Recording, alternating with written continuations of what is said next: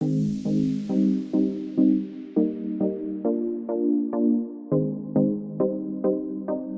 morning, Lacamas lovers. Mrs. Mueller here with your morning message for the week of November 12th. I hope that you had a great 3-day holiday and took time to remember and thank a veteran on Monday as we celebrated Veterans Day. Now, during our Veterans Assembly, we did not stop and take time to do our 2020 drawing. So today, we're going to do that. This year, our goal, and for the past 3 years, our goal has been around reading. And so we want to find all the ways that we can encourage our kids for reading.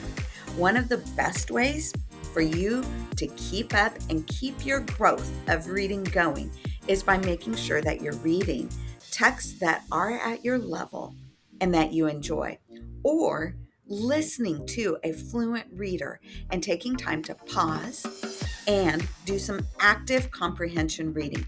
We learn to read so that we can comprehend and understand. That's our end goal. Kindergarten, first grade, you're starting reading by just learning how to decode, how to figure out. This is not an easy thing to learn. And we continue to grow and build our skills with more complex text the older that we get. Well, here's the thing that we're noticing. Here at Lacamas, kids, we have this reading growth rate, and we start making this growth and moving up. We see great improvement from the start of kindergarten all the way through second grade. And then in the spring of second grade, we start to see this little shift. And then in third grade, we start to see more of a straight line, which means that your reading growth is not at that same level. It slows. And then in fourth grade, we start to see actually it move down. Well, that leaves your teachers going, what are we going to do about that? Because we want our reading growth to continue to go upwards the whole time. Now, here's the tricky thing. Third grade, end of second grade, reading starts getting more complex. And if you've figured out the decoding of reading, now you're moving to what we call comprehension, so that you are understanding what you read. Well, the more we read, the better readers we're going to become. And that's whether we're reading a text at our level or you are listening to a fluent reading and pausing to make sure that you understand. We call this active reading. And in fact, if you spell active with me, ACTIVE, I could put a comprehension strategy to each of our letters that readers do while you're reading a text so that you make sure you're understanding. A is asking questions. Yeah, readers, we want to ask questions. Hey, where is the setting of this book? What character is this character? Who? Asking those questions. Second one is C, making connections. I read a book in classrooms, and I might be coming to your classroom here this week, but about connections, about, I have something the same with that. I've heard that word before. You in your brain are making those connections to the text that you're reading. ACT, retelling. It's important to stop, pause, and go, okay, the beginning of the book was about this. Now let's keep reading. Making sure, again, we're building comprehension. I, inferring.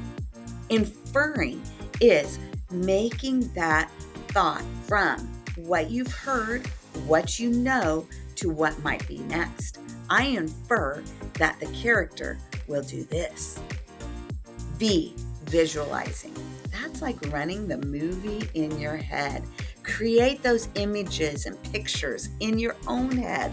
Now, illustrators help us create those, but as an active reader, you also, when you move to more complex texts, like a chapter book, you want to make sure that you're having that running movie, you're visualizing. And the last is evaluating. Evaluating your text, asking again those questions about it. What did the author want me to learn and to know? How can I summarize and sum this up Those are all active reading strategies that just happen. They weave through as you are reading or listening to a book read. So now, let's celebrate our 2020 readers. If your name is called, I want you to come down at one of your recesses, pick out your next best book, and keep reading for 2020. Kinder first, your 2020 goes right into your points for our Bookworm Bazaar. Our 2nd through 5th grade, you want to take reading quiz to make sure you're monitoring your comprehension and understanding what you're reading. And those points go to our Bookworm Bazaar. And Mrs. Laux will have Bookworm Bazaar, I think it's 2 times this year, where you're accumulating your points and you get to go to the Bookworm store. So here are these readers. Are you ready? Okay, in room 104, Indy. Congratulations, Indy.